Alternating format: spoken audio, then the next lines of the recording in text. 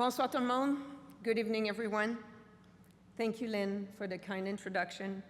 I want to take a moment to say that your leadership this year has been exactly what our profession and our association needed. This year, you reminded Canadians that the law isn't something abstract. It's a living system that depends on the trust and involvement of everyone. And you've inspired us to raise our voices as defenders of justice and democracy. It was quite a year, but our association was fortunate to have you in the lead. So merci beaucoup pour tout ce que tu as fait, Lynn. Merci.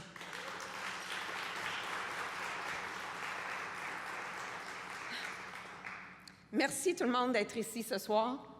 Il s'agit d'un immense honneur pour moi de commencer mon mandat à la présidence de l'Association du barreau canadien, ici, à Calgary, chez moi.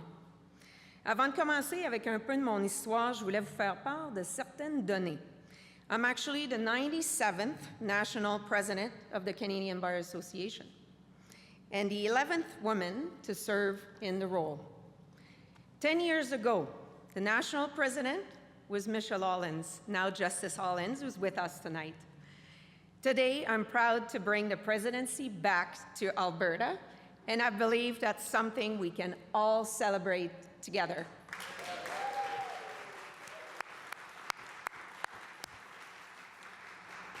I feel so privileged to be standing in front of you tonight and to be wearing the chain of office for the first time.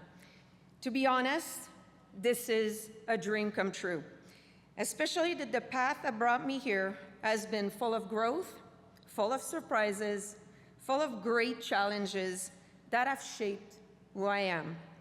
I wasn't born in the legal world. I grew up in a very small town in Quebec called Saint-Raymond-de-Portneuf, and I was raised in the heart of the countryside.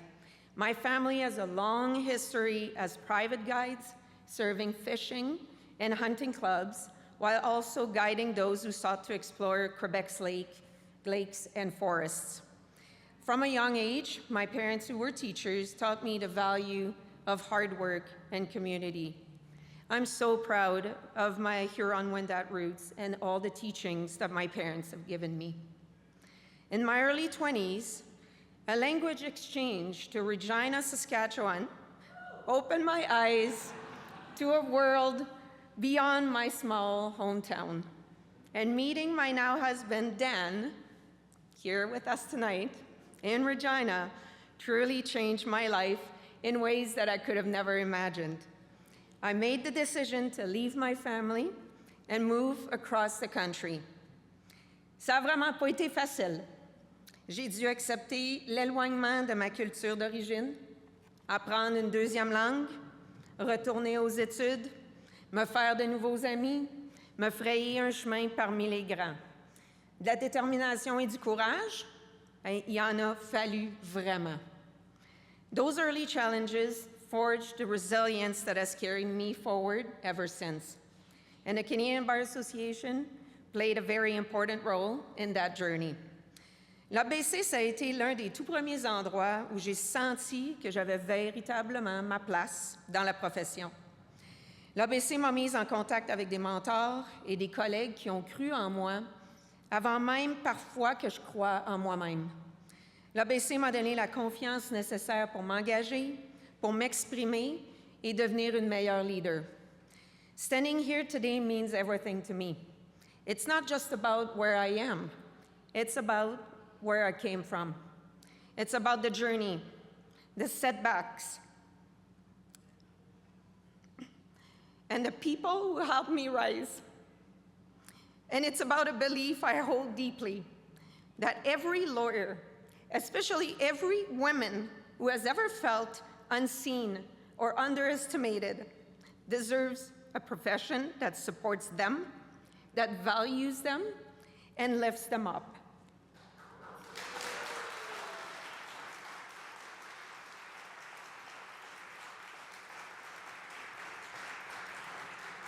And that belief fuels my vision for the year ahead. Devant les défis de notre profession, je ressens vraiment une profonde détermination de diriger avec clarté, de redonner à la communauté qui m'a fait grandir et rassembler notre profession autour d'un objectif commun. That's why for the next year as CBA President, I want to focus on a simple but urgent task, building a resilient legal profession. Resilient isn't just about bouncing back. It's about anticipating new challenges and meeting them with courage and integrity. It's about staying grounded in our values, even when the ground around us is shifting. It's about being prepared and united, especially when the pressures mount. Et ceci est maintenant plus important que jamais. À un moment où nos institutions démocratiques et la souveraineté même de notre pays sont soumises à une pression croissante, notre profession doit faire preuve de résilience. Over the next 12 months, I will focus on 4 aspects of resilience that I believe are essential to strengthening our profession, our justice system, and the trust that Canadians place in both.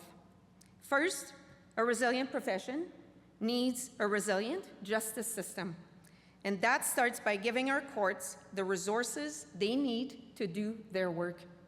La justice est une pierre angulaire de notre démocratie et notre souveraineté et de notre stabilité économique. Et quand elle est fragilisée, c'est toute notre capacité à faire respecter les droits de chacun qui en souffre. The CBA will keep pushing governments to reduce court delays, to protect judicial independence, and remember that a well-resourced justice system is not a luxury. It's a core element of our democracy. Second, we will support lawyers to lead through change.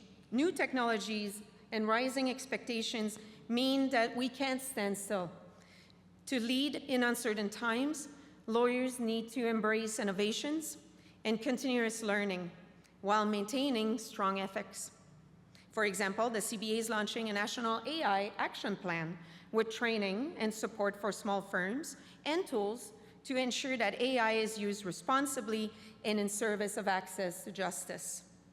Third, we will build bridges to reinforce public trust. Je crois que si les citoyens comprennent mieux leurs droits et nos institutions, ils vont avoir davantage confiance dans notre système de justice. Donc, c'est pour ça que nous devons continuer à contrer la désinformation et à faire connaître concrètement la valeur de notre système. The CBA cannot assume that everyone cherishes the rule of law as we do. We must continually demonstrate its relevance to Canadians. Finally, resilience means inclusion. Our profession is more resilient when it reflects the diversity of those it serves. And that means breaking down systemic barriers, especially for women. Cette année, je veux vraiment amplifier la voix des femmes dans la profession, mettre en lumière des parcours inspirants et montrer que s'épanouir comme femme en droit, ça devrait être la norme et non pas l'exception. In many ways, this moment, right here, right now, feels unreal, but it also feels just right. I started my career unsure of where I belong. And today, I stand before you with a deep sense of purpose and with gratitude for the people who helped me get here and with determination to return the favor.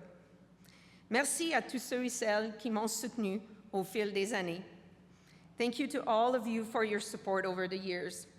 And thank you, Dan, for your love and your constant support with all the energy I have. Let me end with this. Lawyers are facing challenges in Canada and elsewhere, but we're not facing them alone. When we support each other and we lead with courage and conviction, no challenge is too daunting. So let's rise to this moment. Let's lead the way, and let's build a legal profession that is strong, that is resilient, and truly worthy of the society we serve. Thank you. Merci. Onen.